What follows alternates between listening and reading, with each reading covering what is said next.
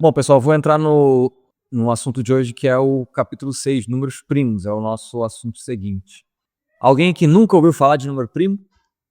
Todos vocês já estudaram, já ouviram falar de número primo em algum momento, né? O que vocês já estudaram? O que vocês sabem sobre o número primo? Falem aí pra mim, por favor. Tem vergonha não é uma avaliação, não pode falar. O número primo é aquele que é divisível só por um e por ele mesmo. Alguém acha diferente do colega? É isso mesmo? Todo mundo concorda com essa afirmação? Alguém acha diferente? Não? O que mais? Então isso é o que é um número primo, né? Dê para mim exemplos de números primos, por favor. Todos ímpares? Não. Não. Todos. Não, ele não falou que todo ímpar, que todo primo é ímpar. Que ele falou que todo ímpar é primo. Não. Olha que interessante como é a lógica da matemática. A frase dele, em outras palavras, foi dizer todo ímpar é primo. Mas o colega entendeu, todo primo é ímpar. São coisas distintas, né? Mas nenhuma das duas é verdade, né? Nem todo primo é ímpar, porque tem o 2, que é um primo par. Mas nem todo ímpar é primo também, né? Mais exemplos de primos são 2, 3, 5, né? Já comentaram isso? É legal que vão vindo as ideias, né? Já que comentou, é interessante notar que o 2 é o único primo par, né? Aí sim, todos os demais primos são ímpares, mas nem todo ímpar é primo, né? O que mais de interessante vocês sabem sobre os primos? Fale alguma coisa que você saiba sobre o número primo. Além dessas já foram ditas, né? Legal. Olha só o que o colega falou aqui. Isso é uma curiosidade bacana. Nós não vamos estudar isso aqui, mas é uma curiosidade interessante. A afirmação é a seguinte: todo número par maior que 2 se escreve como a soma de dois primos. A afirmação é essa aqui, ó. Todo par maior que 2 se escreve como a soma de dois primos. Não faz parte do nosso segmento isso aqui não, mas é uma curiosidade bem legal. Então, já que o colega falou, eu estou trazendo para cá. Vamos testar para alguns? Qual é o primeiro par maior que 2? Ele se escreve como a soma de dois primos? Sim, né? 2 mais 2. Qual o próximo par? O próximo é 6. Se escreve como soma de dois primos? Qual é o próximo par? Se escreve como soma de dois primos? Qual o próximo par? Se escreve como soma de dois primos? E o próximo par se escreve como soma de dois primos? E o próximo par se escreve como soma de dois primos? E o próximo par se escreve como soma de dois primos? Sim, qual agora? Bom, a gente já fez aqui quantos pares? 6 números pares, né? Os primeiros 6 pares depois do 2, né? Maior que 2. E todos eles, de fato, se escrevem como soma de dois primos, né? Agora, por óbvio, não vai dar pra a gente ficar aqui testando um por um, né? Fala um grande aí pra gente testar, teste. Não, mas não fala de muito dígito também não, que a gente não vai conseguir. Digo assim, não na ordem aqui. Fala um número par aí pra mim. 26, bacana, 26. O 26 se escreve como soma de dois primos? 3 mais 23, né? 23 é primo. Fala um outro par aí, por favor. 58. 58 se escreve como soma de dois primos? Sim? Não? Aí a gente vai ter que ir testando, né? 58 metade é 27, não é isso? 27 não é primo. Então não pode ser 27 mais 27. Não pode ser 26 mais 28. Não pode ser 25 mais 29, porque 25 também não é primo, né? 24 não pode. Pode ser 23 mais 25 também não funciona. Me perdi já, né?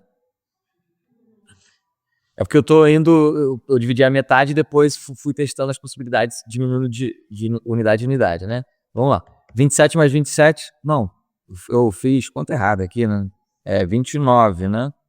Por isso que eu tô fazendo errado. Eu fiz metade de 58 sendo 27, não é? É 29, então já tá feito. 29 mais 29. 29 é primo. Fala um outro par aí. O último aqui pra gente sair disso. 1002. Aí é muito grande, vai ser difícil descobrir, mas vamos tentar. 501 mais 501, 1002, não é? 501 é primo? Não, né? Porque é divisível por 3, né? Mas, aí a gente pode tentar 500 mais 502. Só que isso eu nem vou tentar porque é par, então sempre de 2 em 2, né? Então vamos, 499, 503, O 499 é primo, aí a gente vai ter que pegar aqui primos até 1000. Será que a gente acha um Google que nos dê isso? Qual que tá ali? 499,503, né? 499. Opa! Aí, ó. Já conseguimos já, então. Esse aqui nem demorou tanto, né? Foi na segunda ou na terceira tentativa. Mas a pergunta é, essa afirmação é verdadeira? É para todo par mesmo? Que acho que foi isso que você colocou, né? Todos que nós testamos deu certo, né? Pois é. Essa daqui é uma pergunta que foi feita há bastante tempo atrás e até hoje não tem resposta. Até hoje ninguém... não só não tem demonstração, não tem resposta se ela é verdadeira ou não. Essa daqui, ninguém sabe se é verdade que todo número par maior que 2 se escreve de fato como a soma de dois primos ou não. E aí, essa afirmação, ela é conhecida como conjectura de Goldbach. Já ouviram falar? A palavra conjectura é justamente por uma afirmação que a gente acha que é verdadeira, mas não sabe se é de fato. Isso é uma conjectura. Conjectura é aquilo que a gente acha que é, mas não se tem uma confirmação. E o Goldbach propôs essa afirmação e até hoje ninguém conseguiu verificar se ela é verdadeira ou não. O que a gente consegue é todos os números pares para os quais nós testamos, a afirmação é verdadeira. Só que, por óbvio, é impossível testar todos os pares porque são infinitos. O que poderia fazer uma demonstração geral, que foi o colega sugeriu. De repente, será que vai fazer por indução? Bom, nunca até hoje ninguém conseguiu. Essa conjectura está em aberto, inclusive tem prêmios em dinheiro para quem demonstrar. E bastante grana para quem conseguir demonstrar. Essa é chamada de conjectura de Goldbach forte. Tem uma outra que é conhecida como conjectura de Goldbach fraca, que é a que diz que todo número ímpar maior do que 5, não, maior que 3 ou maior que 5, depois eu localizo aqui. Todo número ímpar se escreve como a soma de 3 primos. Por que essa é chamada de fraca? Porque se você conseguir provar primeiro que nós falamos aqui é forte, aí a fraca ela sai como consequência. Porque qualquer número... É isso mesmo, todo primo maior que 5. Ímpar, perdão. Todo ímpar maior que 5, você pode escrever como 3 mais algum par. Aí se o par você já escreve como a soma de 2 primos, aí você tem 2 primos mais 3, vai ter a soma de 3 primos. Então essa é a conjectura fraca. Ela é fraca porque ela é consequência da forte, mas o contrário não. Mesmo que você saiba que a fraca é verdadeira, não garante que a forte seja verdadeira. Agora, saber que a forte é verdadeira garante que a fraca é verdadeira. Conseguiram entender? Então se a gente demonstrar forte, demonstra fraca. Mas se demonstrar fraca, não necessariamente demonstra forte. E sabe o que acontece? A fraca foi demonstrada. E recente. Esse problema tem décadas já, a fraca foi demonstrada recentemente. Acho que foi 2017, algo assim. Depois vocês procuram no Google aí que vocês acham. Tem muita... Não, tem não. Mas tá na fila. Eu tenho uma lista de assuntos que eu gostaria de fazer vídeo, esse é um deles. Que o dia que tiver tempo a gente faz. Não demonstrar, claro, falar sobre o assunto, né? Fazer um vídeo falando sobre isso. Mas aqui é bacana, é uma curiosidade sobre o número primo, de fato, e é uma afirmação em aberto. Ou seja, tem coisas ainda na matemática que a gente não sabe se a resposta. Aliás, não são poucas não, tem outras várias coisas na matemática das quais não se sabe a resposta. Legal isso aqui, mas vamos voltar aqui para a nossa aula. Eu estava perguntando o que vocês sabiam sobre números primos, né? Primeira coisa que a gente vai fazer aqui vai ser a definição, definir um número primo. Vocês me disseram que o número primo é o que meio? Que é um número primo? Isso foi o que o colega falou aqui antes também, que o número primo é todo número que é divisível só por 1 e por ele mesmo. É isso? O 1 é primo? Mas ele não é divisível só por ele e por 1 e por ele mesmo? Então por que ele não é primo? Mas vocês me disseram que o número primo é aquele que é divisível só por 1 e por ele mesmo. O 1 é dividível só por 1 e por ele mesmo. Pois é, essa é a definição de um número primo. É aquele que é divisível só por 1 e por ele mesmo, não teria que ser primo, porque 1 é divisível só por 1 e por ele mesmo. Então a gente exclui de maneira forçada 1. A gente diz assim, um número é chamado de primo se e somente se ele é maior que 1 e divisível apenas por 1 e por ele mesmo. Então eu excluí forçadamente. O que é um número primo? Aqueles maiores do que 1, ou seja, 1 não entra nada, que são divisíveis só por 1 ou por ele mesmo. E é assim que a gente define um número primo. Aí você pode perguntar, fazer uma outra pergunta. Por que se excluiu 1? Por que você escreveu essa parte maior que 1? Se eu não escrevesse, se eu só escrevesse assim, um número primo é aquele que é divisível só por ele mesmo e por 1, então 1 seria primo. Eu poderia não ter essa frase aqui, 1 seria primo. Por que tem essa frase? Por que a gente escolhe que 1 não seja primo? Exatamente dos divisores positivos. Exatamente. Isso é uma outra forma de definir primo. Equivalente a essa. O que significa ser uma outra forma equivalente? É uma outra maneira de dizer, mas que chega ao mesmo resultado que essa que está aqui. O número inteiro é primo se ele é positivo e os únicos divisores positivos dele são 1 e ele mesmo. Ou seja, tem exatamente os dois divisores positivos. Por que a gente exclui o 1 de ser um número primo? Isso aqui, na verdade, pessoal, foi uma discussão durante um tempo. Deixa eu só fazer um comentário histórico aqui. Eu preciso me policiar para não gastar muito tempo. Mas aqui na academia, aqui dentro do ambiente pedagógico, dentro da sala de aula, a gente já estuda os conceitos prontos, mas os conceitos não nascem prontos. Os conceitos, eles são elaborados e vão sofrendo mudanças, vão sendo construídos ao longo do tempo e não já nascem prontos e acabados. A ideia de número primo, então, ela é antiga, ela remonta lá às antigas civilizações. Depois ela foi progredindo, passando pelos gregos, passando pelos árabes, até chegar na atualidade, né?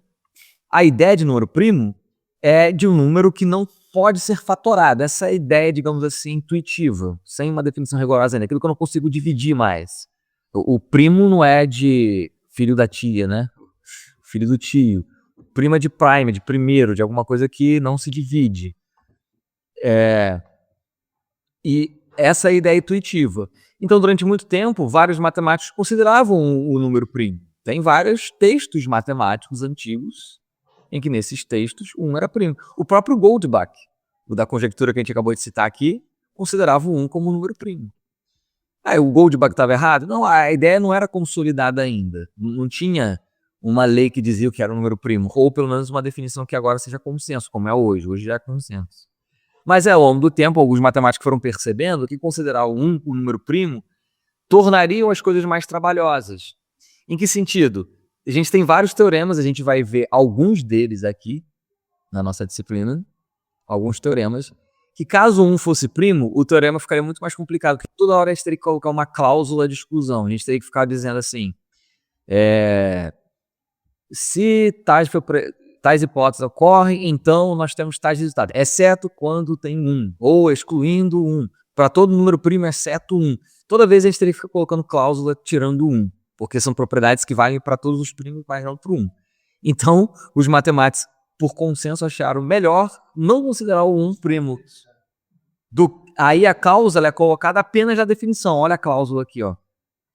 Eu poderia escrever essa definição aqui de uma outra forma, da seguinte maneira, eu poderia escrever assim: um número é primo se ele é divisível apenas por 1 e por ele mesmo, exceto 1. A cláusula de exceção. Tirei 1 não é primo. Aí eu coloco essa cláusula de exceção aqui na definição e agora eu não preciso colocar mais nos teoremas. Se eu deixo 1 ser primo, poderia também ter uma matemática onde 1 é primo, mas eu teria que ficar colocando essa cláusula em todos os teoremas depois, aí preferi colocar aqui. Tá bom? É por simplicidade. Legal, então definimos número primo. Tá claro então que 1 não é primo? Tá claro também que número negativo não é primo? A gente, por convenção, escolhe que os primos sejam apenas os positivos maiores do que 1, e são aqueles que não podem ser decompostos, né? São aqueles que eu não consigo escrever como produto de outras coisas. A ideia intuitiva de número primo é ser o átomo dos números. O que é a ideia de átomo lá da física e da química? Você está falando da decomposição em fatores primos, né? Algo que a gente já vai ver daqui à frente. Mas fator não é só primo, né? Eu posso escrever o 12 como 3 vezes 4. O 3 é primo, 4 não. Então fator não é só os primos. Mas a gente vai chegar nessa parte da decomposição em fatores primos. A ideia de número primo é ser átomo no sentido deles serem as partes que constroem os demais. O que é o átomo lá na química e na física? Não são as partículas mínimas? Quando a palavra átomo significa isso, indivisível, né? Eu achava que de fato era partícula mínima. Mas os átomos são as partículas que quando se juntam formam as substâncias, não é isso? Seriam os tijolinhos da matéria? O átomo não seria isso? Os números primos são os tijolinhos da matemática, são os tijolinhos dos números. Porque com os números primos você constrói qualquer outro número a partir de multiplicações. Então qualquer número eu escrevo como produto de números primos. Inclusive vamos ver É o teorema principal que a gente vai ver aqui hoje. Então essa é a ideia intuitiva de número primo. Bom, eu estava perguntando o que vocês sabem de interessante sobre o número primo. O que mais vocês podem me dizer sobre o número primo?